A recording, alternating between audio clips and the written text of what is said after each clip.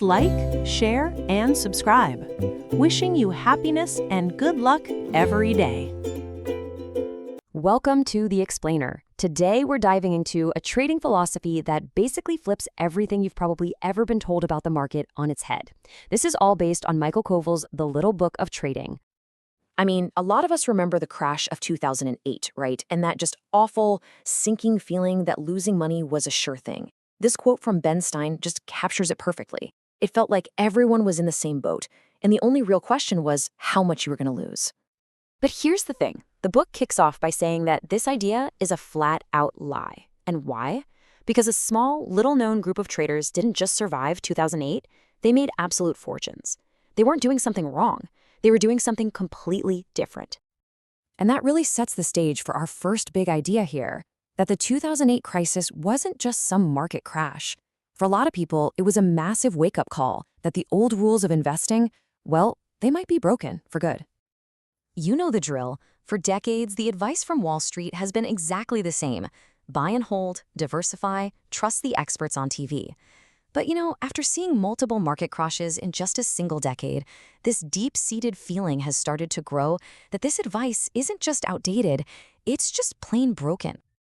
Okay, so if the old way is totally busted, what's the alternative? Well, according to this book, it all starts by throwing away pretty much everything you think you know about how the market works. All right, this slide right here, this is the whole game. On one side, you've got conventional wisdom, which is all about trying to predict the future by analyzing company fundamentals. And on the other side, you have trend following, which is the exact opposite. It's got nothing to do with prediction. It is pure reaction to one single thing, price. You can just forget buy low, sell high. The new motto is buy high and sell even higher. And this quote just perfectly captures the mindset. As a trend follower, you honestly don't need to know why the ship is moving. Is it earnings? Is it economic data? Who cares? All that matters is that it is moving, and your only job is to get on board for the ride. So how does this philosophy actually turn into a real workable strategy? Let's break it down. At its core, trend following is just so refreshingly simple. You don't need to pore over financial statements or become an expert on global supply chains. Nope. You only need to answer one single question. Which way is the price moving? Okay, here's a really practical example of just how mechanical this whole thing is. Let's say Apple stock is going up. Great, you buy it. But the most important step here is number 3. You decide your exit point before you even get into the trade. This isn't about sitting there hoping the stock will turn around. It is a hard, cold rule designed to do one thing and one thing only. Take your emotions out of the equation and cut your losses quickly. Period. Now, this is where we get to the strategy's biggest superpower, its flexibility. This is not some bull market-only approach. Not at all. Look, trend followers can obviously make money when markets are going up, but here's the real game changer. They can also make a killing when markets are going down by going short, which is really just a fancy way of saying you're betting the price will fall. This means you can profit from a collapsing price just as easily as a soaring one. And that is exactly how these traders didn't just survive 2008, they absolutely thrived. And this strategy isn't just for stocks, not even close, because it's all based on the universal idea of price movement. You can apply it to literally any market you can put on a chart. We're talking currencies, oil, gold, bonds, you name it. The thing you're trading doesn't matter, only its trend. But this isn't just some nice theory. The book brings the receipts, introducing us to the actual titans of trading who live and breathe these rules every single day. And listen, these are not just some feel-good stories. These are real traders with decades of audited, government-filed documents backing up their performance. Just take Paul Mulvaney, for example. He gained over 40% in October of 2008. I mean, think about that. That was the single most chaotic, terrifying month in modern market history. These results are proof that this strategy has created immense, verifiable wealth. Just let that number sink in for a second. $1 billion. A fortune built not on some secret prediction or a massive ego, but on the simple principles of reacting to price, riding your winners, and being absolutely ruthless about cutting your losses. It's all about the rules. So at the end of the day, adopting a strategy like this requires way more than just learning a few rules. It really demands a completely new way of thinking about the markets, and really your role in them. It's a really profound shift in mindset. You have to stop trying to be a fortune teller who knows what's coming next, and instead, you have to become a disciplined reactor who just follows the market's lead. It's about letting go of what you think should happen and trusting what you actually see happening. And really, the book leaves us with this one powerful question. It challenges all of us to abandon our opinions, our biases, and all that endless noise from the financial news. It asks us to trust the only thing that actually matters, the only thing that pays, the price trend itself. So are you willing to make that shift? That's really the core question at the heart of the Little Book of Trading. You know that old saying, stick to your knitting? It sounds like something your grandma would tell you, right? But what if I told you that simple phrase is actually the secret behind one of the most successful and disciplined trading firms ever? Today, we're diving into the amazing story of Sunrise Capital, a company that proves how a simple, almost kind of boring idea can lead to absolutely extraordinary results. So, what do you picture when you think of a top trader? Is it some guy caffeine-fueled, glued to 6 different screens, freaking out over every single news alert? Well, the surprising truth is, the traders who actually last, the ones who thrive for decades, they do the exact opposite. They learn how to tune out all that noise. So here's how we're going to unpack their story. First, we'll look at the common path to failure, where most people start. Then, we'll see how they discovered a totally different way. We'll get into the brutal trial of 17 straight losses that almost broke them, and the unbreakable rules they created from it.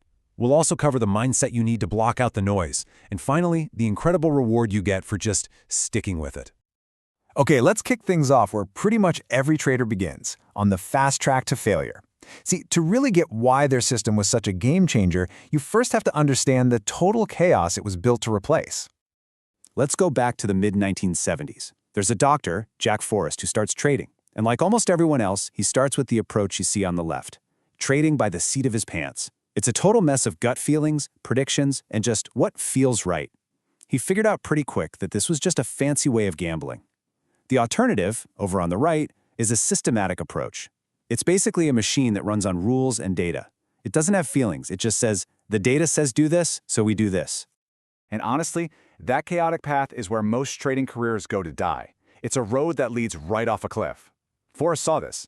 He knew that to have any chance of surviving, he couldn't be a gambler. He had to find a system, a real map to navigate the markets. And that search is what brings us to our second part, discovering a different way. This is all about finding a system that could actually turn that chaos into some kind of consistency. So Forrest was deep into studying legendary traders, but he knew he needed a partner. And this is where the story gets a little weird, in a good way. He's on a beach with his buddy Gary Davis, another doctor, right after a tennis match. And what do they start talking about? Pork belly futures. I mean, seriously, who talks about pork bellies on the beach? But that strange conversation, that was the spark that started it all. So what was Forrest so excited about? A really simple but powerful idea called a channel breakout. Just picture a stock that's kind of stuck, bouncing between 2 prices, not really going anywhere. A breakout is when it suddenly punches through the ceiling of that range and takes off. The rule is dead simple. When that happens, you buy. You're not predicting anything. You're just reacting to a clear signal, no emotion involved. Well, that beach chat about pork bellies totally lit a fire under Gary Davis. Forrest gave him a pile of trading books, and Davis didn't just read them, he absolutely devoured them. We're talking nearly 20 books in a single week. Right away, this wasn't just some casual hobby for him, it was an obsession. So, they've got a system, they're fired up. You think it's smooth sailing from here, right? Well, not exactly. That brings us to our next section, the trial of 17 losses. This is where the clean, neat fury crashed head-on into messy reality. Just look at that number, 17. When Gary Davis actually started trading with real money, he lost. Then he lost again, and again, and again, 17 times, in a row. Can you even imagine that? I mean, think about the psychological pressure. Every bone in your body would be screaming at you to stop, to change the system, to just admit you made a huge mistake. But here's the thing, he didn't quit, and going through all that pain led to his massive aha moment. He realized that the traders who make it long-term, they're not successful because they win all the time. No way. They're successful because they follow a system that gives them a tiny edge, an edge that only shows up after hundreds of trades. Those 17 losses didn't matter one bit as long as the 18th trade was a massive winner that paid for all of them. And that brutal experience, That became the bedrock for everything that came next. This is how they built their unbreakable rules. They literally forged discipline out of that painful experience. So their whole strategy ended up boiling down to a few core rules. Number 1, you take every signal. No cherry picking because you have no idea which trade is going to be the home run. 2, always protect your downside. Every trade gets a preset stop loss, no exceptions. 3, you adjust your risk. You risk less when the market's going crazy and a bit more when it's calm. And finally, the golden rule. When a big trend shows up, you ride that thing for everything it's worth. And here's the kicker. They did all of this in the beginning with handwritten charts. They'd get the data out of the Wall Street Journal and plot it on graph paper. It's just such a powerful reminder that it's not about having the fanciest computer or the latest gadget. Success comes from the discipline to just follow the process day after day. Which leads us to what might be the most critical piece of this entire puzzle: mindset over market noise. Because look, you can have the greatest system in the world, but it is completely useless if you don't have the mental toughness to actually follow it when things get rough. I love this quote from Gary Davis because it just cuts right to the heart of it. The big money in markets doesn't come from things you can predict. It comes from the giant, shocking moves that nobody, and I mean nobody, saw coming. Your job isn't to be a fortune teller. Your job is to have a system that's ready to pounce when the unexpected happens. Davis had this perfect football analogy for it. Imagine it's 4th down and inches to go. The stats say that going forward gives you an 85% chance to win the game. Punting only gives you a 70% chance. So the right call, based on the odds, is to go for it. But what happens if it fails? The fans go crazy, screaming it was a bad decision. But they're wrong. They're judging the outcome, not the quality of the decision. A systematic trader thinks like the coach. You make the high probability play every single time, and you don't care what happened on the last play. So, after all of that, the pain, the discipline, the relentless focus on the process, what was the payoff? Did it actually work? Well, let's take a look at the reward. Oh yeah, it worked. This timeline just shows you their incredible growth. Davis starts Sunrise back in 1980. By the early 90s, all 3 of the main guys are trading successfully on their own. In 1995, they joined forces to create Sunrise Capital Partners, and just a few years after that, boom, they're managing over $200 million for other people. But look, there are no shortcuts here. It's like learning to play the piano, right? You can't just wish yourself into being a great pianist. You have to sit down and do the boring, repetitive practice every single day. As they said themselves, people would like to make the big money, but no one is going to give it to you. You have to work for it. So after this whole incredible journey, what's the big takeaway? Well, it brings us right back to that simple, old-fashioned phrase we started with. Stick to your knitting. Find your process, trust your rules, and just execute. Everything else is just noise. And in the end, the secret to their success isn't really a secret at all, is it? The rules are simple. The principles are out there for anyone who wants to learn them. The real question, the one the story really leaves you with, is a personal one. Do you have the discipline to follow the rules, especially when it's really, really hard? Let's talk about a hardcore reality of trading. It's a world that isn't always fair, where not everyone gets a participation trophy. In fact, for you to make a fortune, it often means someone else has to lose one. This is the story of David Drews and how he built his entire career on that very principle. This sentence right here, this is the bedrock of trader David Drews' whole philosophy. It might sound a little harsh, but it's a fundamental truth he figured out over decades in the markets. And it's not about being malicious, it's about understanding the basic structure of the game. So here's how we're going to walk through Drew's path. We'll start with that core idea, the zero-sum game. Then we'll see how he tested his way to the truth, learned the hard lesson of scared money, and tracked down a legendary mentor. After that, we'll uncover the big secret of where profits really come from, and finally, boil it all down to the real keys to winning. So what do we actually mean by a zero-sum game? Well, think of it like this. In a lot of the futures markets, if you bet that the price of corn is going to go up, and you're right, your profit comes directly out of the pocket of someone who bet it would go down. It's a direct transfer of wealth. Drews got this early on. His winnings had to come from somebody else's losses. Now, the strategy Drews uses is called trend following. And at first glance, its motto is, well, it's bizarre. Buy high, sell low. Sounds crazy, right? But it's not about buying at the absolute peak. The idea is to buy an asset after it's already started a strong move up, ride that wave for as long as you can, and then hop off before it all comes crashing down. You're trying to capture that powerful move in the middle, not perfectly guess the top or the bottom. Drew's story doesn't start on Wall Street. It starts at a fraternity party at the University of Illinois back in the 70s. And while most of his friends were focused on the free beer, Drew was totally fascinated by his frat brother Charlie, who always seemed to have these huge wads of cash. He didn't just want the beer, he wanted to know how Charlie was making all that money. That obsession led him to get a summer job at the Chicago Board of Trade. The work itself was kind of boring, but it gave him one crucial thing: access to data. So he started using his college computer skills to test ideas, asking questions like, what if you always bought here and sold there?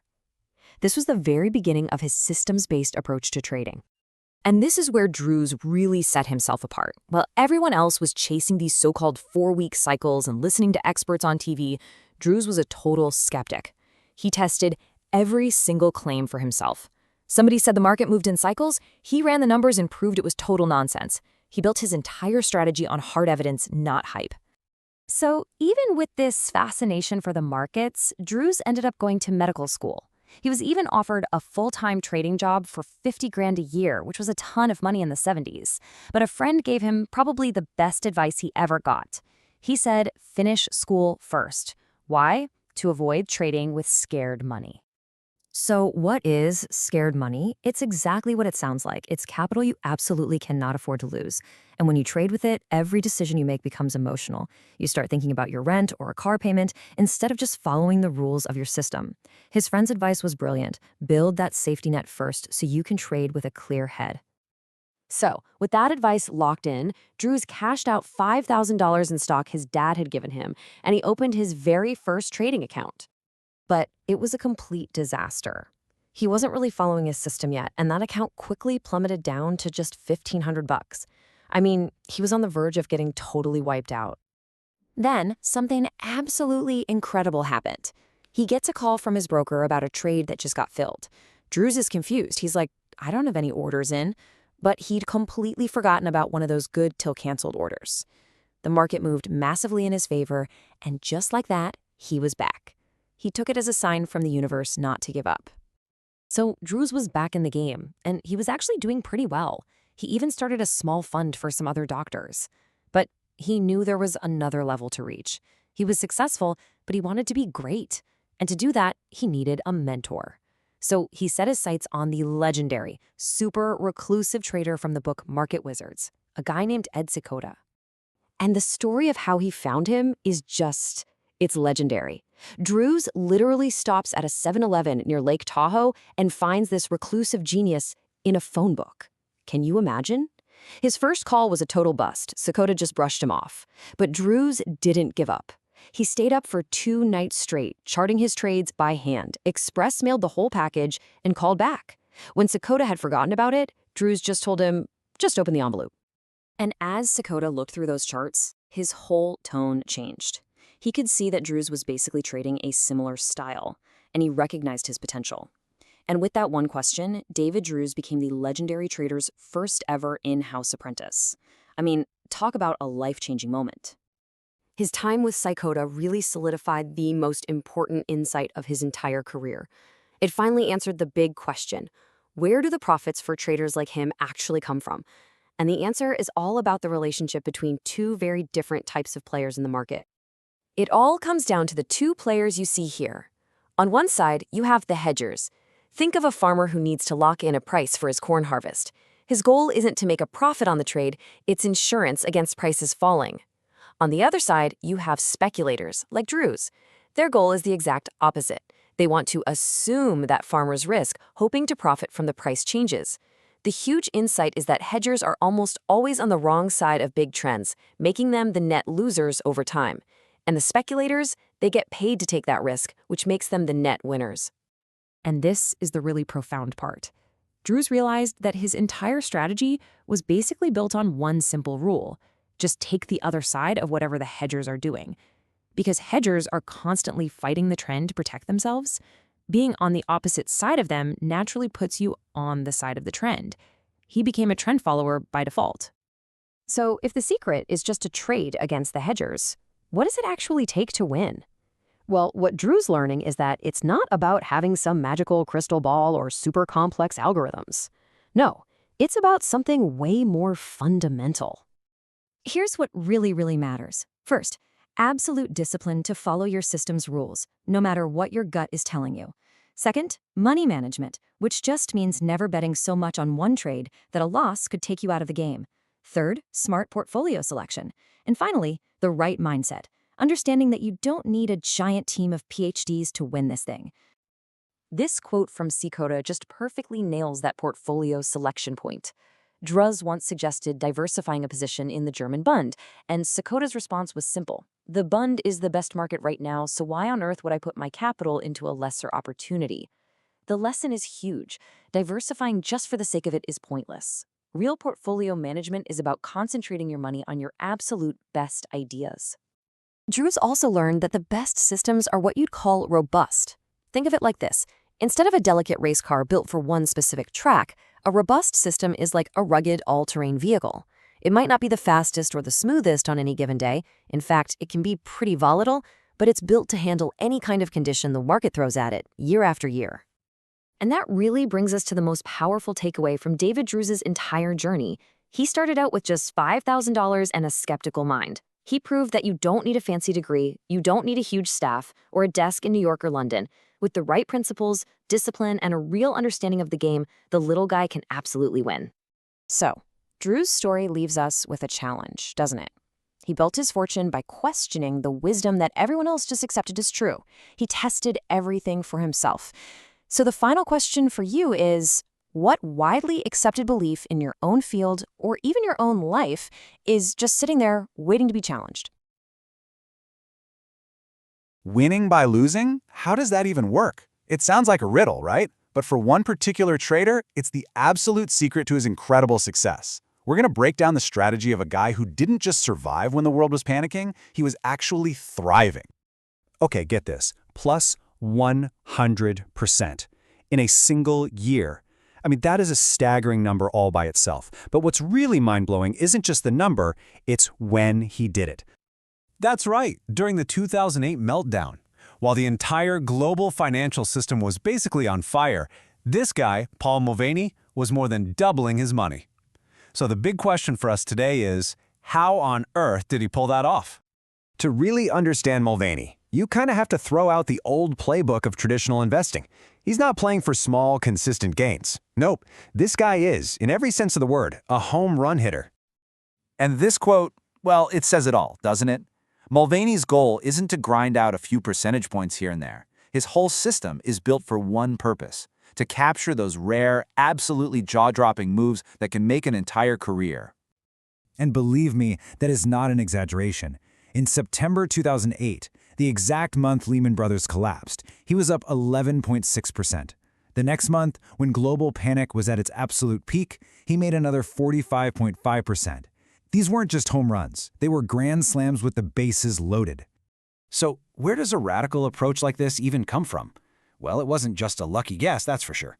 It was the result of a system he spent years building, piece by piece, all grounded in a lifetime of thinking systematically. His journey actually started way back in the late 70s, when he was just a teenager programming computers. That logical, step-by-step mindset just carried through. Later, when he was at Merrill Lynch, he started doing deep research into trend trading. So by the time he went out on his own, he had already built the very system he uses today. And this is a really crucial point. Mulvaney didn't try to invent something totally new. He started with this sort of humble confidence. He saw that other people were having wild success with this method called trend following, and he basically said, hey, I bet I can do that too. And this leads us right to the heart of his system. It's an idea that goes against almost everything you see on the financial news, trading without making a single prediction. You know the talking heads on TV, right? They're always trying to predict what the market should do based on some earnings report or news headline. Well, Mulvaney's approach, trend following, is the complete opposite. It doesn't care about should. It just reacts to what the market is doing, based on one thing and one thing only, price. This is one of his core rules. Don't ask why something is moving. Is it because of a war? A new invention? Who cares? Seriously. All of those reasons are just noise. All that matters is that a trend exists, and his system is built to ride it. So this brings us to the first rule of being a home run hitter in the markets. When a trade is working, you don't just take the profit and run. You hold on. You let it go, because you never know just how far a big trend might really go. The goal is to capture its full, massive potential. And this is what that looks like in the real world. Just look at this table. One of his trades in interest rates he held for 2.5 years, and it contributed over 66% to his returns. Another one, in currencies, was held for over 5 years and made up 50%. This is what letting your winners run actually looks like. But look, this strategy is not for the faint of heart. It requires an almost superhuman discipline. And that discipline was tested to its absolute limit in the summer of 2007, way before his famous victory in 2008. So in July and August of 2007, he had his 2 biggest losing months ever, back to back. The result was a completely gut-wrenching 42% drawdown. That means he lost almost half his capital from its peak in just 2 months. So, what do you do in that situation? Your system, your whole life's work just failed spectacularly. Your gut is screaming at you to stop the bleeding, to change the rules, to just do something. Is it time to quit? Mulvaney did the complete opposite of what most people would do. He didn't panic. He just went back to his research. He re-examined every single assumption, every trade, every mistake. And his conclusion was pretty stunning. The system hadn't failed. The system was valid. The market was just acting weird. And the only path forward was to stick with it. It was a pure test of discipline. And that decision, that choice to trust the system, leads us to the final and probably most important piece of this whole puzzle: the truly strange math behind how a trader like Paul Mulvaney actually wins. All right, this is almost unbelievable. On average, Paul Mulvaney loses money on 75% of his trades. That's right, 3 out of every 4 times he puts money on the line, he takes a loss. Which, brings us to the most logical question in the world. If you lose 3/4 of the time, how on earth do you end up having a year where you're up 100%? It's because the 75% of trades that lose money are small, controlled losses. They're just manageable strikeouts. But the 25% that win? Oh, those are the massive, awe-inspiring home runs. The profits from that tiny number of huge winners are so enormous that they completely overwhelm all the small losses. That right there, that's the math that powers the whole system. This final thought, straight from Mulvaney, just shows his absolute unwavering conviction. He's so committed to hunting for that next grand slam that he's literally willing to risk everything. And it leaves us with a pretty fascinating question, doesn't it? Is this kind of extreme success only possible with an equally extreme acceptance of risk? All right, get ready for a story that sounds like something straight out of a fairy tale, but I promise you, this is the very real, very incredible story of a trader named Kevin Bruce. So, when you picture a wildly successful trader, what pops into your head? It's probably the myth, right? Some chaotic trading floor in a New York City skyscraper, guys in sharp suits screaming into phones. But the reality for our hero? Not quite. Think Richmond, Virginia. A beat-up 1996 Ford pickup, and a whole lot of quiet, intense focus. So the big question is, right? How does that guy, the one with the old pickup truck, end up with a net worth of nearly $100 million? Well, that's the story we're about to unpack. So let's meet the man himself, Kevin Bruce, a small-town guy from Georgia, zero connections to Wall Street, who somehow managed to completely conquer the system, all from the outside looking in. And you know what's wild? He's still that same guy. He's still hitting the local Y for a workout, living his super low-profile life. To hear him tell it, he's just done a pretty good job of just being me. Most people have no clue. So where does a journey like this even start? You might think it's some fancy, high-powered internship, right? Nope. For Kevin Bruce, the spark was lit in probably the last place you'd ever expect. It all goes back to the University of Georgia in the late 70s. Believe it or not, it started in an agricultural economics class. The professor wanted to keep the students engaged, so he came up with this trading game, all hypothetical, what we called paper trading. So the professor gives every student 10 grand in, fake money to play around with. The goal was pretty simple: see who could make the most by the end of the year. And this is where you just see Bruce had a knack for this. I mean, just 3 months in, he'd already turned his initial 10,000 into 30,000. He absolutely blew everyone else out of the water. Okay, so stop and think about that for a second. It's just a game, it's paper money, there's no real risk. After an experience like that, what would you do? Would you just chalk it up to beginner's luck? Well, Bruce, he decided he had to know if this was the real deal. So at 22, he took every penny he had painstakingly saved for college from working odd jobs, all $5,000, and he put it all on the line. For real this time. So what happened? Did he lose it all? Nope. By the end of that year, his $5,000 had ballooned into $14,000. His system worked. The bet on himself totally paid off. And what's the first thing you do when you're 22 and you've just hit it big? You splurge, right? Of course. He went out and bought himself a Barca lounger, a color TV, and the biggest, loudest stereo speakers he could possibly find. You gotta love it. But here's the thing. As cool as those things were, they weren't the real prize he was after. All right, so what was this magic system? Where did it come from? Well, he didn't buy it and no one taught it to him. He built it from scratch with pure old-fashioned grit. Okay, look at this. This is the blueprint, and it's incredible. First, he needed data, so he'd go down into the university library's basement, he called it the dungeon, and just spend hours and hours compiling old stock prices from newspapers on microfilm. Then, he had to analyze all of it. So while working the night shift at a gas station, he'd be there with a simple calculator just crunching the numbers. The whole goal was to figure out mathematically what a real trend looked like. You know, how to tell if a stock was actually on the move, not just bouncing around randomly. And out of all that painstaking work, he built the trend-following model that basically became the engine for his entire career. He wasn't guessing, he was building a machine based on history. See, a system is one thing, but you need the right mindset to actually use it, especially when the pressure's on. That's the real secret sauce. So let's get inside Bruce's head for a minute. Everything he did in the markets, his whole philosophy, it all came from a game his brother taught him when he was just 10 years old, chess. He learned to think like a chess master. And this right here, this quote is the key.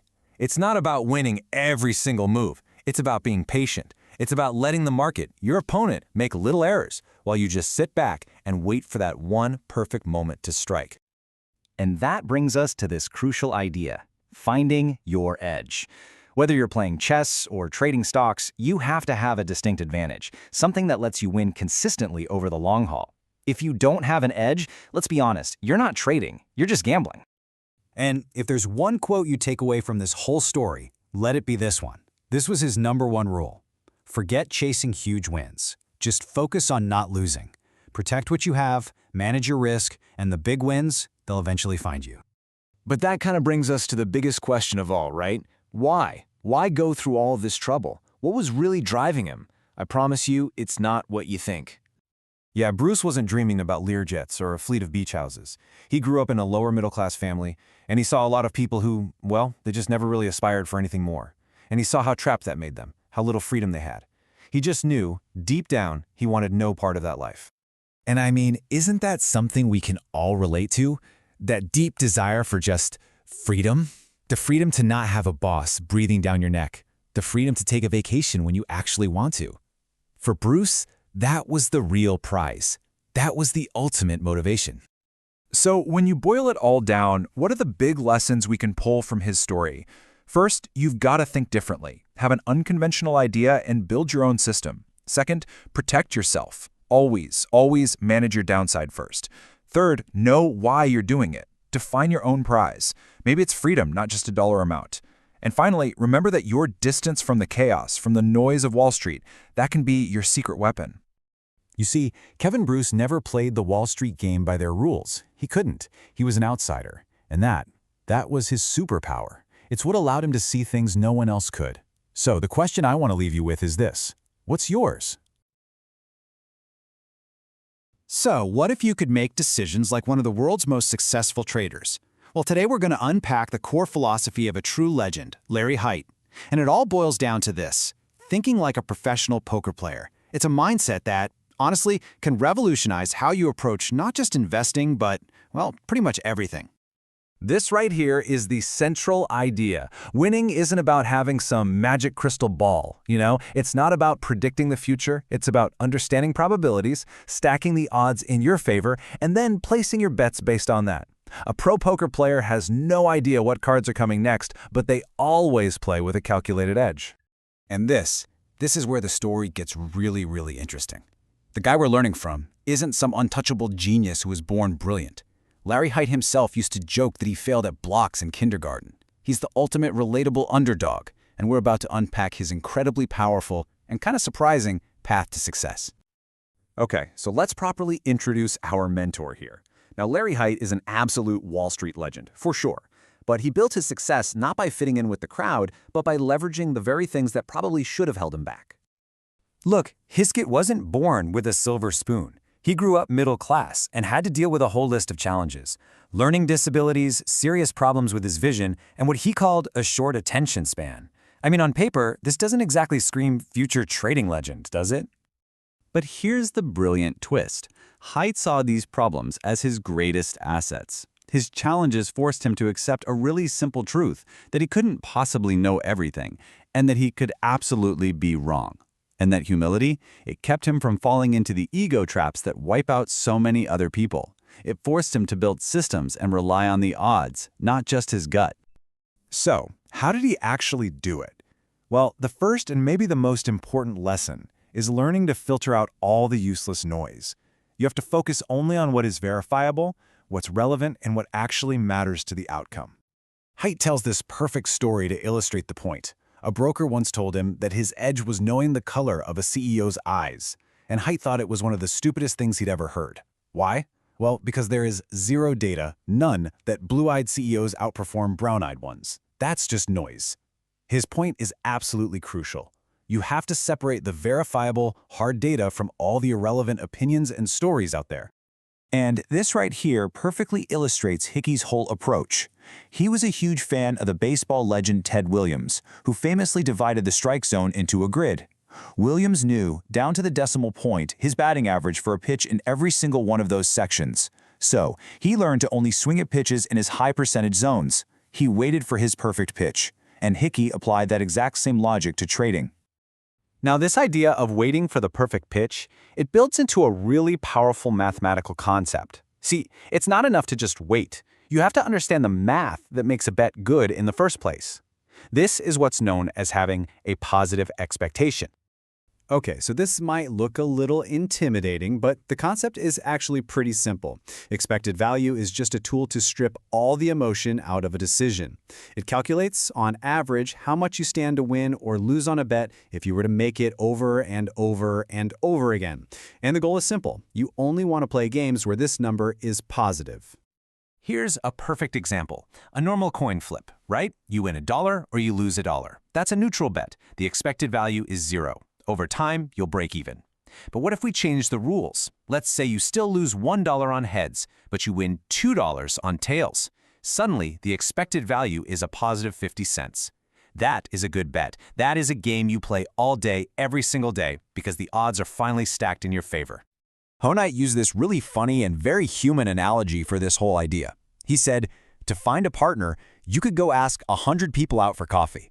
Now, you might get rejected 90 times, which, let's be honest, feels like losing. But if 10 of them say yes to coffee, and just one of those leads to something more, you've won. The whole process required you to accept a huge number of small losses to find that one big win. It's all about playing the numbers.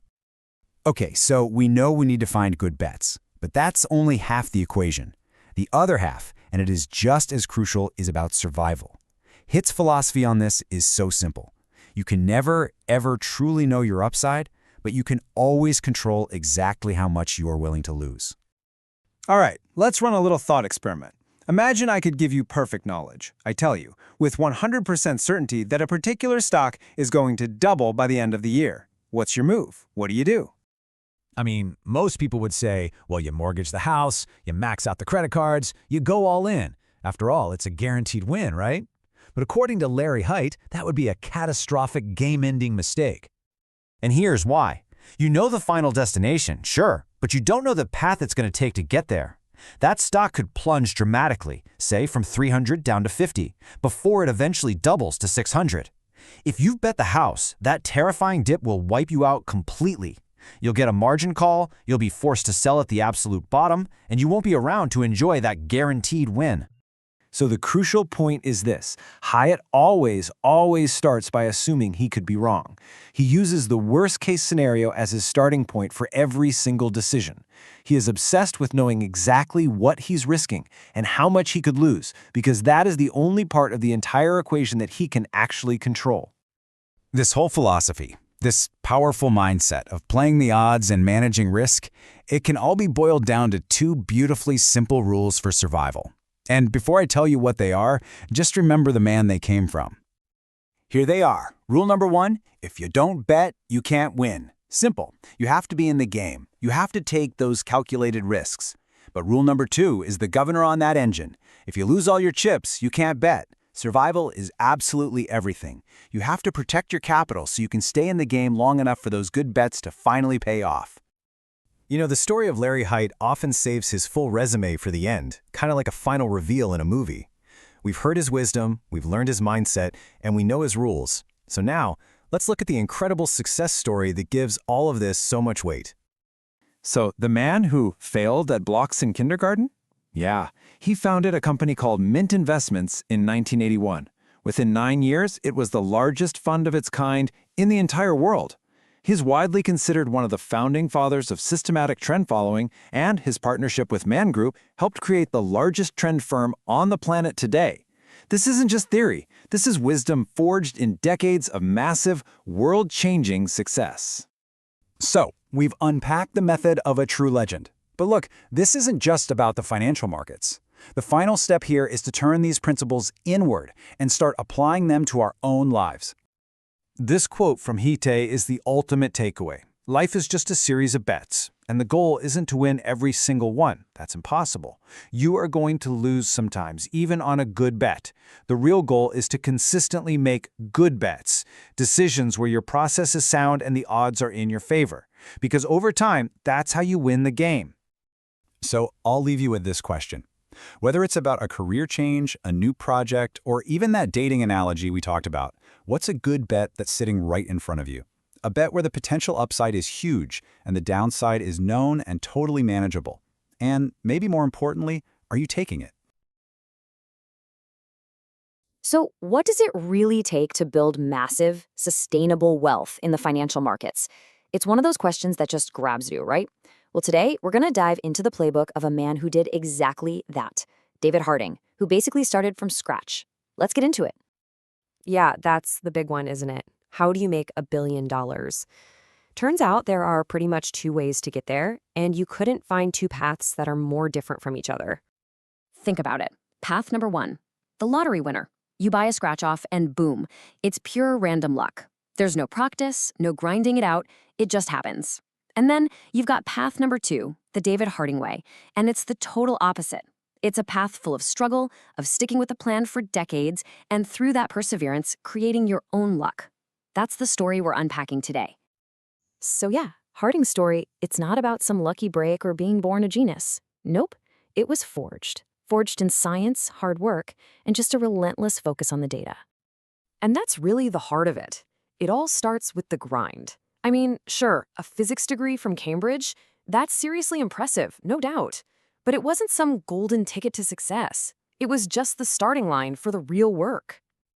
Okay, so let's break down how he did it. First, he started with what he knew, science, using that framework from his physics degree. Then he just buried himself in books, devouring everything he could on technical analysis. Now this next part, this is where most of us would tap out. He put in the hard manual labor of drawing hundreds, and I mean hundreds, of market charts by hand just to prove the idea to himself.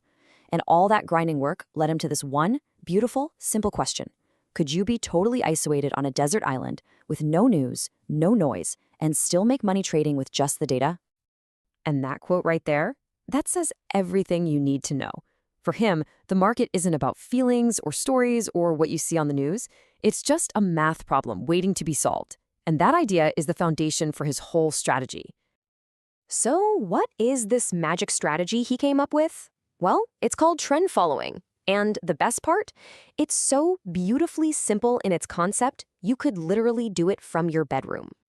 Basically, trend following is just what it sounds like. You use nothing but price data to find a trend, up or down, and you just ride it for all it's worth. And it works on everything from stocks and currencies to things you wouldn't even think of, like cocoa. The computer isn't just a tool here, it's your laboratory where you test everything against the data. Okay, a quick heads up, if you start digging into this stuff, you're gonna hit a wall of confusing jargon. People who do this are often called CTAs, which stands for Commodity Trading Advisors. Kind of weird since they trade way more than just commodities. Then you'll see managed futures. But again, that's the product, not the strategy. Just know they're basically talking about the same group of people. So why all the weird names? Well, Harding has this great witty take on it. He says, look, clients need a box to put you in to feel comfortable. These labels might not be perfect, but they work. Because as he says, who would want to be miscellaneous?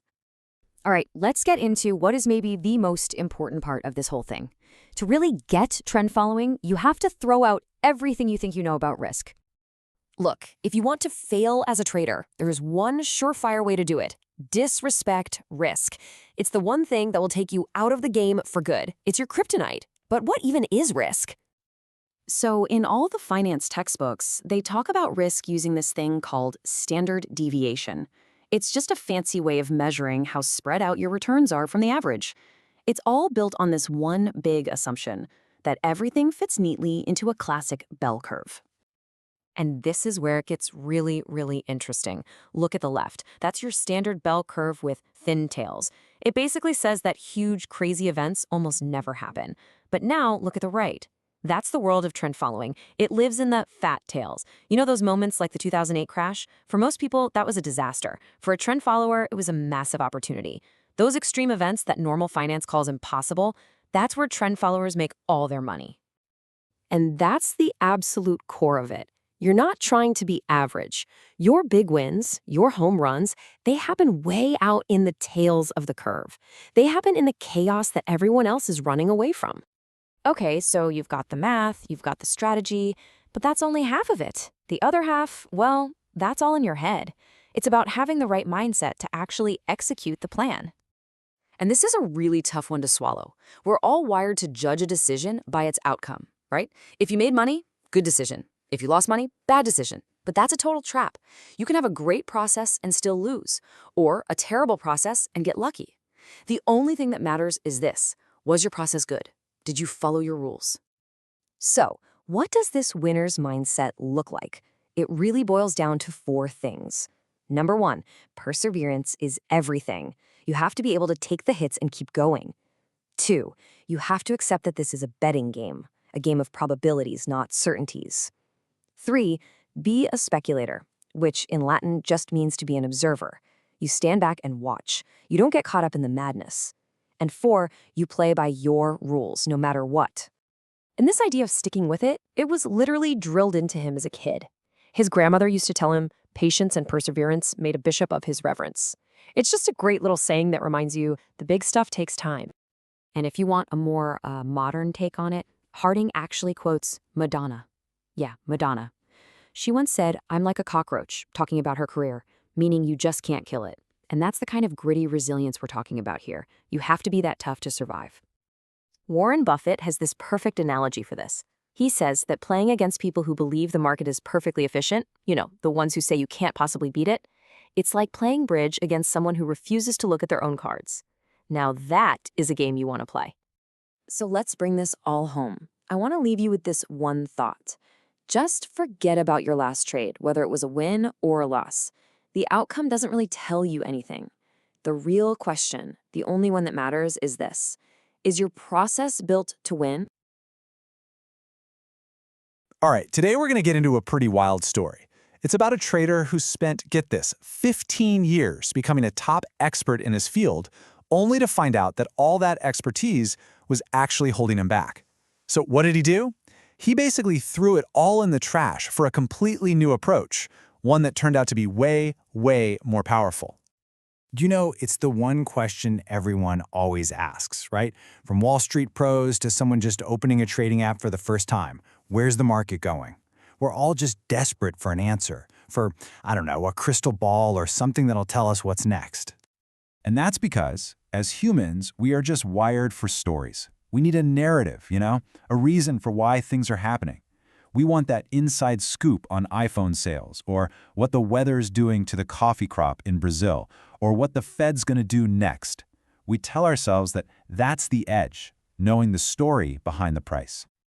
Well, that brings us to the hero of our story today, a guy named Bernard Drury. For years and years, he was chasing those exact stories, trying to make sense of all the chaos.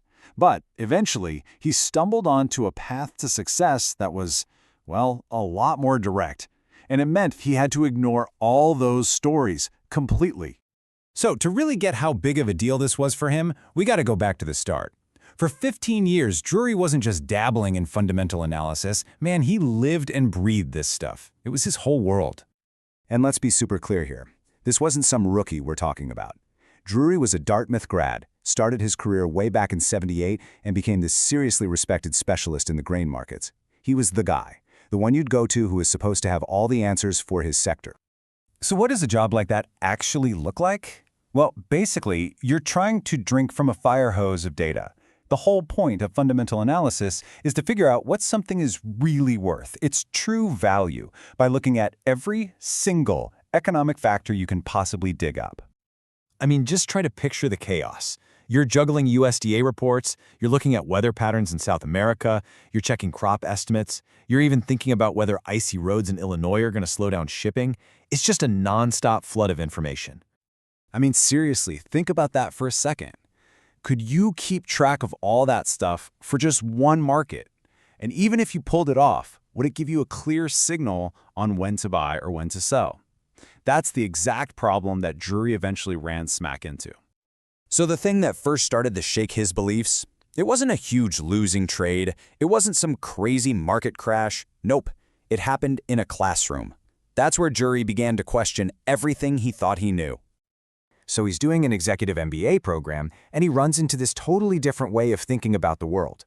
He starts digging into quantitative stuff, research-based methods, and this idea that you could use automated models to make decisions in really messy, uncertain situations. Like trading. And you can literally see the light bulb go on right here in his own words. See, he was already using some models to help figure out prices, but this new perspective opened him up to a pretty radical thought.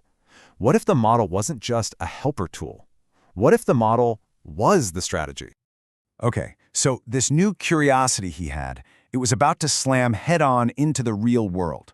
And the irony is, the very thing that made him successful, being a specialist, was starting to become a huge problem. It was actually going to force his hand and make him change everything. And from here, things really started to speed up. The two big game changers were, one, he joins this legendary firm, Commodities Corporation, and two, he's right there for the massive grain bull markets in the mid-90s. And he saw it firsthand. There was no way that fundamental analysis alone could explain those gigantic, explosive moves. They say your environment is everything, and man, was it true for him. At Commodities Corporation, which was basically a famous breeding ground for trend followers, he was suddenly surrounded by people who saw the world completely differently. You had legends like Ed Seykota challenging him, pushing him to look into technicals, and really second-guess his old way of doing things. So what did this new world actually look like for him? Well, this wasn't just about learning a new trick. It was a total teardown and rebuild of his entire way of making decisions. And this right here, this is the key difference. A fundamental trader is always asking, what should this be worth? They're in the prediction business. But a trend follower? They ask a much, much simpler question. What is the price doing right now? That's it. They're not predicting, they're reacting. And that simple shift is why a fundamental guy might sell a winner way too early, while the trend follower just stays on for that whole massive ride. So his new philosophy really came down to a few core principles. Number one, figure out your risk before you even dream about the profit. Number two, diversify like crazy. Trade everything, not just the one thing you know best. 3, automate how much you trade. This takes your emotions right out of the driver's seat. And the big one, number 4, follow the system. No ifs, ands, or buts. You get a signal, you take it. You get an exit, you're out. All right, so this all sounds great on paper, right? But how did this new system actually do when the chips were down? I'm talking about the ultimate stress test, the 2008 global financial crisis. Yeah, that's not a typo. 75.65%. While pretty much the entire global financial system was melting down, Drury's system pulled in over 75%. I mean, we are not talking about your typical 401k return here. This is the raw, unfiltered power of reacting instead of predicting. So you're probably asking, how is that even possible? Well, let's just take crude oil in 2008 as an example. His system was long, meaning it was betting on prices going up as oil skyrocketed towards $150 a barrel. But the second that price started to turn, the system didn't hesitate. It didn't try to guess the bottom. It just flipped and went short, riding that historic crash all the way down. And this is the absolute key takeaway. Drury didn't need a crystal ball. He didn't have to predict the crash. His system just read what the price was doing and reacted to it. It's all about what's happening now, not trying to be a hero and guess what's going to happen next. You know, Drury's story is so much more than just a trading strategy. It's a really powerful lesson about adapting and about having the humility to let go of what you think you know in favor of what actually works. I mean, just let that sink in for a minute. He made a deliberate choice. He decided that 15+ years of specialized, hard-earned expertise was actually less valuable than a disciplined, automated system. That takes a level of humility that, let's be honest, most experts just don't have. And so that really leaves all of us with a final question, doesn't it? We all get exposed to new ideas, things that challenge our beliefs. Drury's story is proof that the real magic happens not when you learn something new, but when you find the courage to actually do something with that new knowledge. So the question isn't whether you'll learn something new, it's what are you going to do now that you know? Welcome to The Explainer. So what's the one secret that separates the winning traders from, well, everyone else?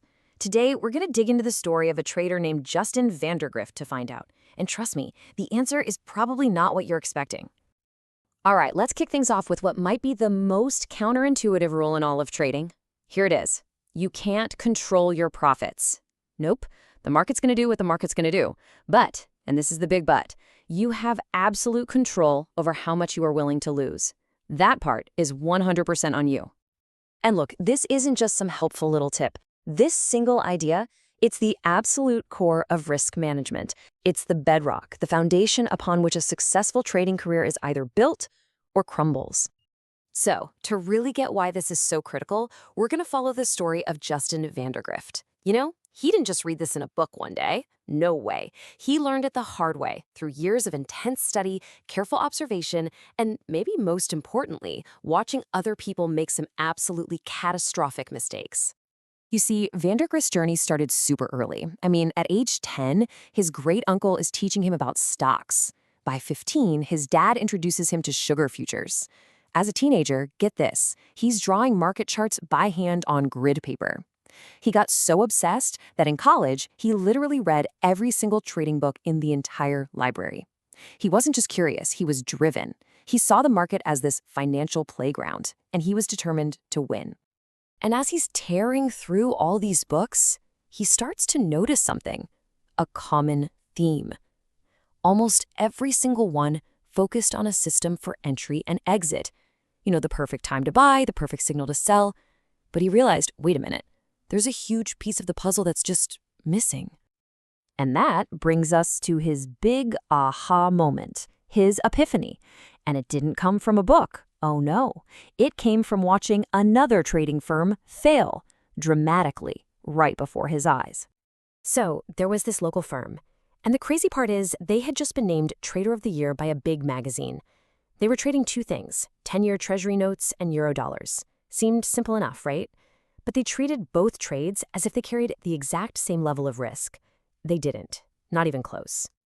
Okay, so here's the fatal flaw. They were trading one contract of T-notes for every one contract of eurodollars. On the surface, that sounds equal, right? 1 for 1. But the reality?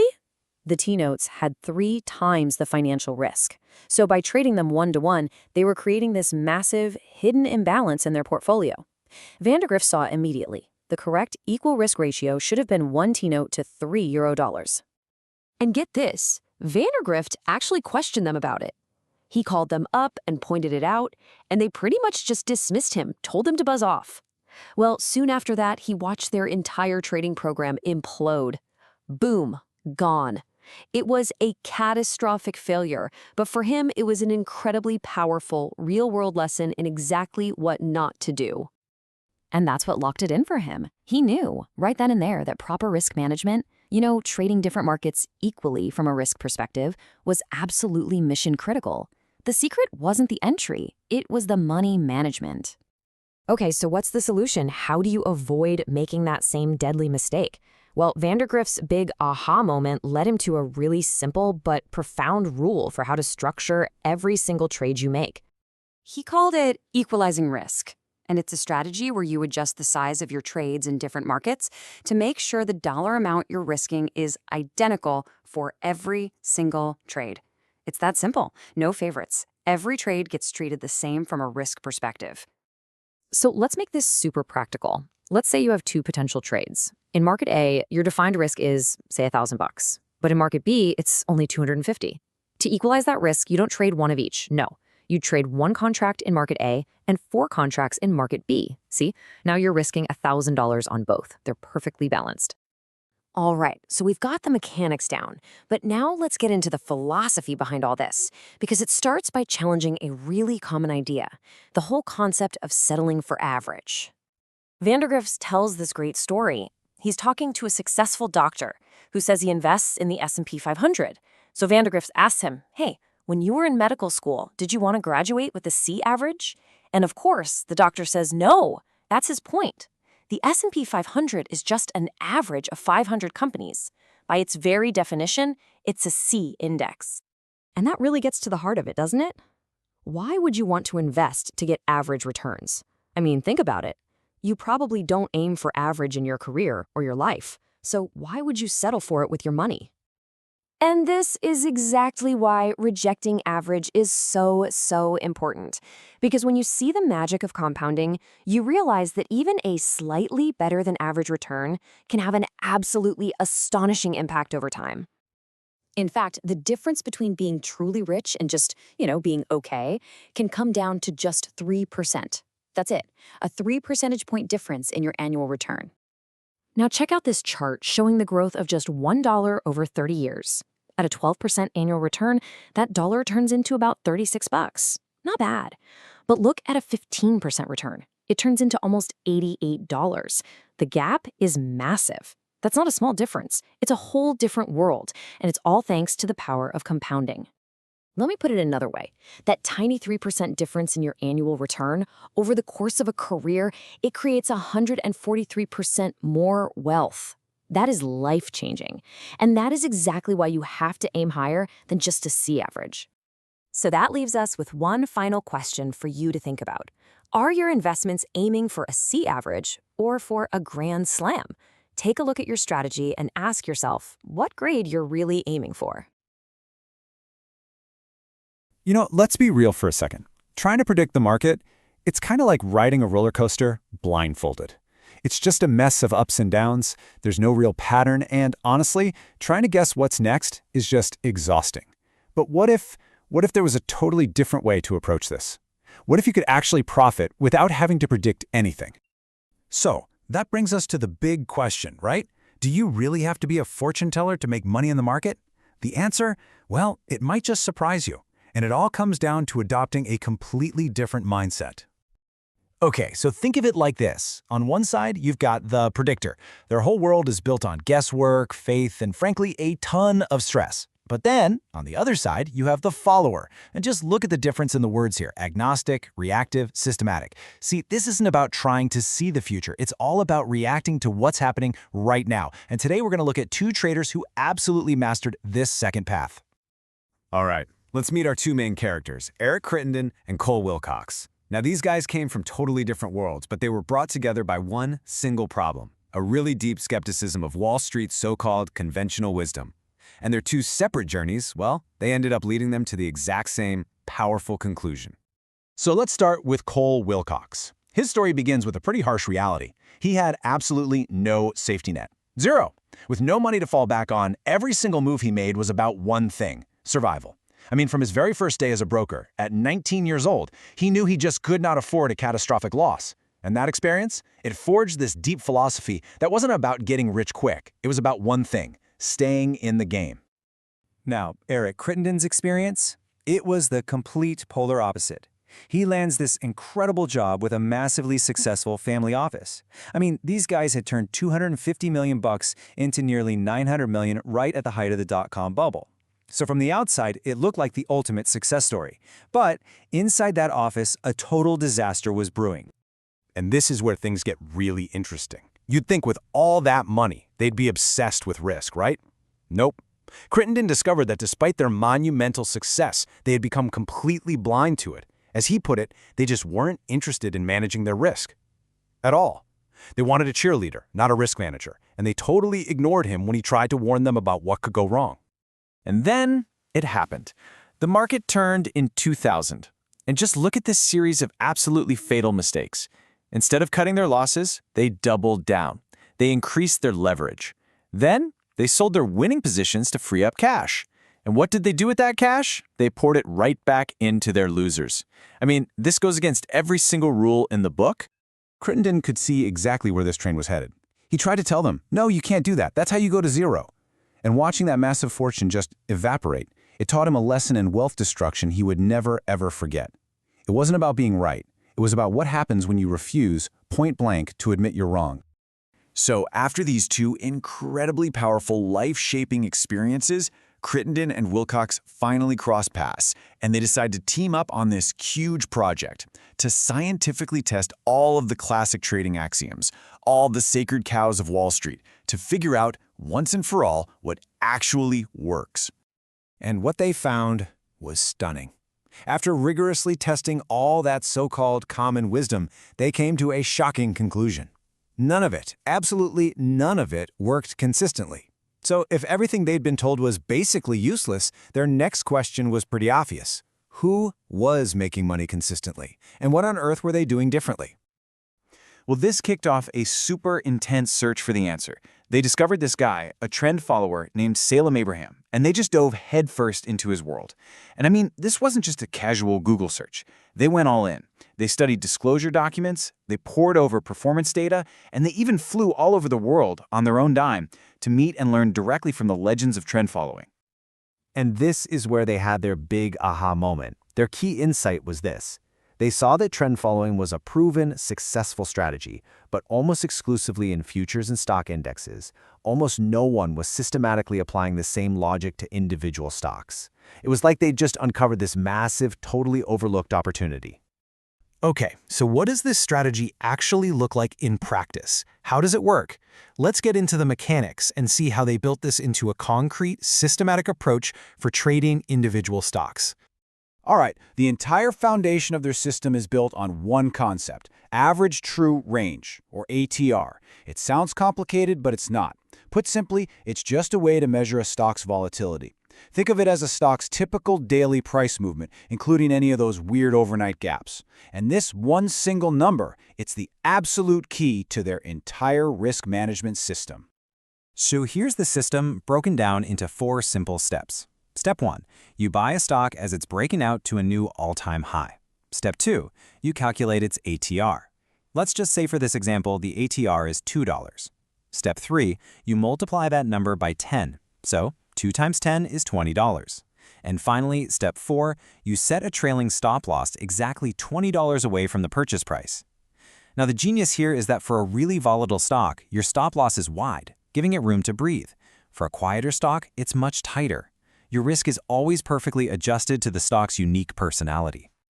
Okay, now this system leads to probably the most counterintuitive idea we're going to talk about today. And it's a big one, so get ready for it. Here it is. Lumpy returns are actually good for you. I know. That goes against literally everything we're ever taught about investing. So, why on earth should you embrace lumpy? Well, here's why. Most people fail because they're chasing the comfort of smooth, low volatility returns. But the hard truth of the market is that a tiny, tiny fraction of stocks generate almost all of the gains. And these huge mega winners, they all have one thing in common. They just keep hitting new highs. If you want to capture those massive gains, you have to be willing to endure the volatility that comes along for the ride. You have to do the exact opposite of what feels comfortable to most people. So you can see this is way more than just a mechanical strategy, right? It requires a pretty radical shift in how you think. It's all about focusing on your process, not on the immediate outcome of any one single trade. And here is the absolute core of that mental shift. Most people, they're completely obsessed with one question. Am I right? It's all about ego. It's about prediction. But the successful follower, they ask a totally different question. Am I wrong? See, that question isn't about ego at all. It's about risk management. It's about sticking to your system. And this really gets to the heart of it. Let's be perfectly clear. You have zero control over what a stock is going to do tomorrow. None. Zilch. The only thing you can truly control is how you react, specifically where you decide to get out. Wasting your energy trying to predict the unpredictable is just a waste of time. You have to focus on the one thing you actually can control. Their mentor, the legendary trader Tom Basso, he summed up the timeless wisdom of this whole approach just perfectly. Hold your winners, cut your losers, don't overbet, and diversify. I mean, it sounds so incredibly simple, doesn't it? But as anyone who's ever tried to actually do that knows, it is so far from easy to execute when the pressure is on. Look, as humans, we are just wired to reward good outcomes. A winning trade feels amazing, so we automatically assume the decision we made was good. But that is a trap. A bad process can absolutely get lucky and give you a good outcome in the short term. But eventually, that bad process will lead to disaster. You must evaluate the process, not just the final result. So I'm going to leave you with this question. In your own investing, and hey, maybe even in other parts of your life, are you just looking at the outcome, at the final score? Or are you taking a hard, honest look at the process you're using to get there? Because in the long run, only one of those is really going to matter. What if I told you there was a single powerful strategy that could work for trading pretty much anything? We're talking soybeans, gold, even the hottest tech stock out there. It sounds kind of impossible, right? Well, it all comes down to one core concept. But to get there, we've got to solve a little puzzle first. Just imagine a price chart hanging on a wall, but you can't see the name of the asset. What is it actually telling you? It all kicks off with this question. I mean, on the surface, these things couldn't be more different. One's a crop you eat, one's a hunk of shiny metal, and the other is a global tech behemoth. So what on earth is the connection? Okay, here's the secret. If you just strip away the labels, if you forget what you're looking at and just focus on the price action, the ups, the downs, the wiggles, the patterns start to look remarkably similar. The name changes, but the language of the chart, it stays the same. And this right here, this is the crucial point. The one thing that connects every single market out there is the existence of trends. Prices go up, they go down, or they go sideways. And for a certain type of trader, trying to figure out why is a total waste of time. All that matters is catching the move itself. To really get this, let's look at the whole thing through the eyes of someone who actually cracked this code. And he wasn't some Wall Street guru. He was a total outsider with a completely different way of thinking. So meet Michael Clark. His story is just fascinating because he came at trading not with a finance degree, but with a programmer's brain. He wasn't part of the club. He thought in terms of systems and logic and rules right from the very beginning. It seems like his entire life was just pushing him down this different path. He has this huge aha moment in college with programming logic. Then he was too much of a maverick for the corporate world. Procter & Gamble literally told him nobody would like his wild look. Can you believe that? Even on Wall Street, he just wasn't a natural salesperson. And then bam, the market crashes of 87 and 89 hit, and that was the final push he needed to find a completely new way. And all that searching, it led him to this massive breakthrough. It wasn't about finding some new way to predict the future. It was about building a machine. So when the tools that were out there just didn't cut it, he didn't give up. Nope, he did what a programmer does. He built his own. And this was huge, because it gave him the power to test his ideas rigorously, mechanically, and without any emotion getting in the way. Then he stumbles on this book about trend trading. And it just lays it all out, a system that wasn't tied to any one specific market. It was a set of simple, clear rules that just worked across the board. It was like finding a universal law of physics for the markets. I mean, you can just feel how big of a moment this was for him. It wasn't just some interesting idea. The book says it hit him in the solar plexus, like a physical punch. This idea that all the chaos of the market could be navigated with simple, repeatable rules. Wow is right. That was the game changer. So this discovery basically throws Clark right into the middle of this huge debate, this fundamental split in how people see the investing world. Let's break this down. On one side, you've got the story. This is the world of news headlines, expert opinions, and everyone trying to figure out why something is moving. And on the other side, you've got the system. This is a world of pure data, rules, price, and the discipline to follow them. It couldn't care less about the why. It only cares that it's moving. And let's be honest, we all do this, right? It's totally human nature. You walk by a Starbucks, it's packed, and you think, wow, this business is killing it. The stock must be a great buy. You're buying the story, the thing you can see and touch and understand. And this quote, man, it just absolutely nails it. Stories are comfort food. They make us feel good. They help us make sense of a world that feels totally random and chaotic. A good story just feels safe. But here's the cold, hard truth, at least according to trend followers like Clark. Comfort doesn't equal profit. A fantastic story can be completely disconnected from what the stock's price is actually doing. What makes money, consistently, is a disciplined system. Which brings us to the absolute golden rule of this whole approach. Once you've built and tested the system, you follow it, period. Doesn't matter what the news says, doesn't matter what your gut is screaming at you, you don't argue with it, you just execute.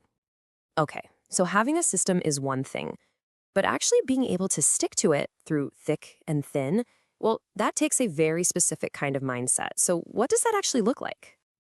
Well, it really all boils down to these 4 pillars. First, you need patience, the ability to sit through those long, boring, flat periods, like a desert waiting for rain.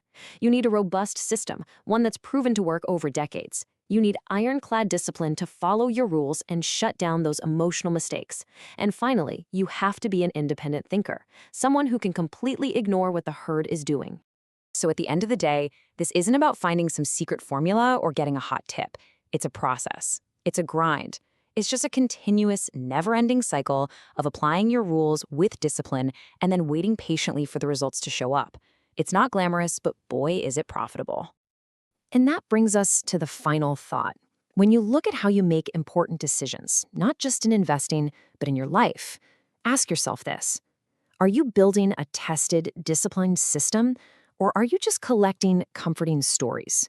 The answer to that question might just change everything.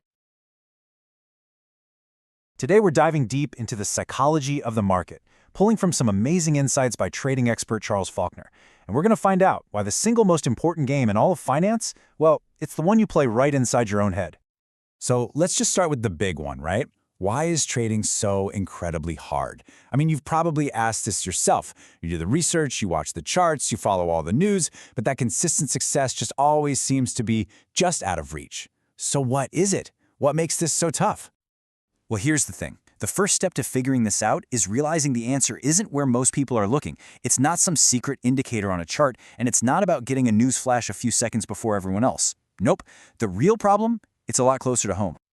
That's it, right there. The hardest part of trading has almost nothing to do with mastering the market. It's about mastering yourself. The real battlefield, it's your own mind. It's your psychology, your gut instincts, and all those emotional reactions that fire off before you even have a chance to think. Okay, so if we're going to win this internal game, where do we even start? Well, the very first thing we have to tackle is our relationship with the one thing we're all trying to make: money. And this is such a fascinating way to reframe the whole thing. According to Faulkner, the moment you start thinking about your profits in terms of what they can buy, a new car, a vacation, you've already lost. That kind of thinking just completely messes with your decision-making. Instead, you've got to see it as just a score, just points in a game. That mental shift, right there, is absolutely the first critical step toward making objective, clear-headed decisions. All right, so let's say you've got your head right about the money. You're treating it like a score. Great. But there's another huge trap waiting for you, and it's a big one. It's that temptation, that siren song, of the guru who promises to have all the answers. And I mean, think about it. It's a total catch-22, right? You know you don't have all the answers, so the logical thing is to find an expert. But in the world of finance, how on earth do you tell who's actually skilled versus who just got incredibly lucky one year? This comparison just hits the nail on the head. Think about a pro athlete. You can see their skill. It's right there in front of you, it's physical, you can measure it, you can verify it with stats. But a financial advisor? Their skills are invisible. A fantastic year could literally just be a roll of the dice, pure random chance. So here's the key takeaway. You can't just look at their results because, hey, anyone can get lucky. What you have to look at is their process. How did they get there? Is it something they can repeat over and over? Does their process account for being wrong? That's what separates real skill from a one-hit wonder. But you know what? Even if you find someone with the perfect process, you're still not safe because the most dangerous voice out there isn't on TV, it's the one talking inside your own head. And that brings us to the main event, really. The biggest, toughest opponent you will ever face in the market is your own brain. I'm not kidding. Our biology, the way we are wired as humans, is pretty much the exact opposite of what you need to be a successful trader. I mean, just think about how dangerous these built-in flaws are. We're hardwired to believe lost things come back, like your keys or your dog. So what do we do with a losing trade? We hang on, hoping it'll come back. We get attached to our bad decisions because admitting we were wrong feels like a personal attack. And we are literally wired to feel the pain of a loss way, way more than the joy of an equal gain. On top of all that, we live in a world that screams for instant gratification, not the slow, boring discipline that trading requires. And if you think that's bad, it gets worse, because there are outside forces, especially the financial media, that know all about these psychological weak spots, and believe me, they are experts at exploiting them. They're designed to poke and prod at our worst instincts, triggering those primal emotional responses with a non-stop sensory overload. And as Faulkner puts it, what you see on TV isn't just entertainment, it's basically a biological hack. All those flashing lights, the loud sounds, the rapid-fire movements, the shouting, our brains are hardwired to pay attention to that kind of stuff. We can't help it. It hijacks our attention and makes everything feel urgent and super important, even when the advice itself is, well, not so great. Okay, so our brains are working against us, and the media is pouring gasoline on the fire. It sounds pretty bleak, right? So what's the solution? How do we fight back? Well, let's look at a completely different way of thinking. Let's explore the mindset of a trend follower. So, you've got the old school approach, right? Where you get totally lost in the weeds, tearing apart balance sheets, researching the CEO's personal life, obsessing over PE ratios. It's all about the story. But a trend follower? They do the exact opposite. They zoom out. They ask a much simpler question. What's the one thing that all of these markets, stocks, commodities, you name it, actually have in common? They strip away all the stories, all the noise, to find the one thing that truly matters. And that really is the million-dollar question, isn't it? If you throw out all the stories, all the expert opinions, all the reasons why something is supposed to be going up or down, what are you left with? What is the one single, undeniable truth? Just one word: price. That's it. It's the one universal language of every market on Earth. And the real magic of focusing on price is that it's completely objective. It doesn't have an opinion, it doesn't have an emotion, it doesn't tell a story. For a trend follower, price is the only signal that cuts through all the noise. And this brings us full circle, right back to our own brains. The absolute golden rule of trend following is cut your losses quickly and let your profits run. Sounds so simple, right? But it is one of the hardest things to do in practice because it forces you to go completely against your human nature. Your brain is screaming at you to hold on to those losers just a little longer and to cash in on those winners right away for that sweet hit of instant gratification. So, all of this leads us to the final piece of the puzzle. This is the ultimate mental state that every trader should be striving for. This is what mastery really looks like. It's a state of mind called flow, and I'm sure you've experienced this, maybe playing a sport or an instrument, or just getting completely lost in a great project. It's that feeling where you are so locked in, so totally absorbed, that you forget yourself, you forget about time, you're just doing. For a trader, this is the zone. It's executing your system without fear, without greed, without second-guessing. You are just completely present, living in the now. And just look at this contrast. It says it all. The amateur is always mentally time-traveling. They're either stuck in the past, stewing over regrets, or they're lost in the future, dreaming about all the money they're going to make. But the pro lives right here, in the present. They're not guessing, they're not hoping. They are simply acting on what is happening right now. This river analogy is just perfect for summing it all up. The market is this giant, powerful, flowing river. And here's the secret: you cannot control it. You can't stop it, you can't redirect it, so trying to fight it is just pointless. Success isn't about building a dam to stop the water, it's about becoming a master navigator who knows how to read the currents and use them to get where you want to go. So we'll leave you with this final thought. The market is that flowing river. It's always going to be there, powerful and unpredictable. The question is, what are you going to do? Are you going to keep fighting the current, getting tossed around by your emotions and your own biology? Or are you going to learn how to navigate it? The choice, as always, is yours. You know, what if I told you that one of the most powerful trading strategies ever created wasn't tucked away in some complicated, dusty textbook, but was actually hidden inside a simple bluegrass song? Well, today, that's exactly what we're going to do. We're going to break down a legendary trader's secret weapon for winning in the markets. But before we get to the song, we've got to talk about a problem that drives traders both new and old absolutely bonkers. It's this market phenomenon that can take what you thought was a guaranteed profit and turn it into a soul-crushing loss in the blink of an eye. I want you to think about this for a second. Have you ever seen a stock start to climb, so you jump in, you buy it, and then the very second you own it, it does a complete 180 and starts to plummet? So you panic, you sell, you cut your losses, and then the moment you're out, it rockets right back up without you. That painful, infuriating back and forth, it actually has a name. It's called a whipsaw, and the name is perfect, really. It comes from the old-school push and pull motion of lumberjacks using one of those big two-person saws to cut through a log. And honestly, that is exactly what it feels like the market is doing to your money, just sawing it back and forth until there's nothing left. So how in the world do you survive the whipsaw? Well, the answer comes from one of the most brilliant and kind of reclusive minds in the entire trading world, a guy who actually mentored Michael Covel, the author of our source material. And that man's name is Ed Seykota. He's not some TV guru you see screaming on cable news, and that is very much on purpose. He's a pioneer, one of the first to use computers for trading, and he is an absolute master of a strategy called trend following. The whole idea is simple. Find out which way the market is heading and just ride that wave for as long as you can. This guy's a legend. I mean, he was profiled in the must-read book Market Wizards because his returns were just astronomical. His influence is massive. You talk to some of the best traders in the world today, and so many of them will point right back to Ed Seykota as the guy who totally changed the way they look at markets. Okay, and here's where the story gets really, really interesting. Because when Seykota decided he wanted to teach people the core ideas of a strategy, he didn't write some dense 1,000-page book. Nope, he wrote a song. I'm not kidding. He took decades of hard-won wisdom, the kind that makes people millions, and he distilled it all down into a super catchy bluegrass tune. He calls it the Whipsaw Song, and get this, he put it on YouTube for anyone to find. It's just a masterclass in making the complex simple.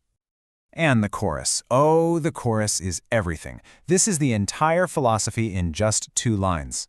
You get a whip and I get a saw. That's him acknowledging the pain, all those small losses that feel like you're being whipped back and forth. But then comes the secret, one good trend pays for them all. That's the magic. A single huge winner can make all those little losses completely irrelevant. So the song is actually broken down by instrument, the banjo, the mandolin, the fiddle, and so on. And each verse, for each instrument, lays out a non-negotiable rule for trading success. So let's break it down, verse by verse, and uncover these 6 rules. All right, rule number 1. This comes from the banjo verse, and it sounds so simple. But let me tell you, in the real world, it's one of the absolute hardest things for a trader to actually do. See, when you're in a winning trade, every fiber of your being is screaming at you to just take the profit and run before it disappears. But Seyoda's rule is crystal clear. You have to fight that urge. You have to let your winners run as far as they can possibly go, because a handful of huge wins is where all the real money is made. Now, let's go to the mandolin verse. This gives us the other side of the coin. And this is probably the single most important rule in all of trading, period. I just love this simple, folksy language here. There's no fancy math, no complex algorithm. It's simple. If a trade is not working, you don't argue with it. You don't sit around and hope it turns around. You just get out. You toss it. The mindset shift here is everything. Hope is not a strategy. Every single dollar you have stuck in a losing trade is a dollar that you can't use to get on board the next big trend. So cutting your losses isn't about admitting defeat. It's about protecting your capital and keeping yourself in the game. Okay, on to the fiddle verse. This rule is all about finding that sweet spot with how much you're risking. The level that lets you survive long enough for one of those big trends to actually show up. This is just brilliant. It's not about a formula, it's about a feeling. Your risk is not right if you're lying awake at 3 a.m. staring at the ceiling, worried sick about your positions. See, proper risk management isn't just a math problem, it's a psychological one. It lets you trade without fear so you can actually make clear, rational decisions. Next up is the guitar verse. This gives us the actual practical tool that lets you enforce rule number 2 and, maybe most importantly, takes your emotions completely out of the decision. A stop, or a stop-loss order, is basically a preset order you place to automatically sell your position if it drops to a certain price. The beauty of it is that it's automated. You decide on your exit point before you're in the heat of the moment watching your money disappear. So when the price hits that stop, the decision's already been made. There's literally nothing to do. The Bass verse, oh man, this one just builds the pressure perfectly. It introduces this idea of a drawdown, which is just an inevitable period where you're losing money. And as the lyrics ask, what do you do when it comes? When it gets real big, even bigger? The answer is always the same. You don't freak out, you don't change the rules mid-game, you stick to your plan and you execute it, no matter what. And for our final rule, we circle all the way back to the banjo. This last one is all about ignoring the constant noise and learning to trust your own system above all else. Trend followers have a core belief that absolutely everything, all the news, every earnings report, all the expert opinions, it's all already reflected in the current price of an asset. The price is the only truth. So when the talking heads on TV are yelling about some hot news flash, you don't react. You trust your system, not the hype. So there you have it, 6 simple, powerful rules from a bluegrass song that sum up a trading philosophy that has made absolute fortunes. And the source material ends by laying out a very, very clear choice for you. You've really got 2 paths. On one side, you have the trend-following approach. You can either learn to do it yourself, or you can find a trend trader to invest with. On the other side, well, there's the standard buy and hold approach, which the author pretty bluntly calls buy and hope. And he points out that you're always running the risk of a massive 50% plus market collapse. So after hearing the Whipsaw song and really understanding its simple, powerful rules, the author just leaves you with this question. It really forces you to think about how you're approaching your own financial future. Are you going to follow a set of rules designed to navigate the chaos, or are you just going to hope for the best? The choice, as they say, is yours.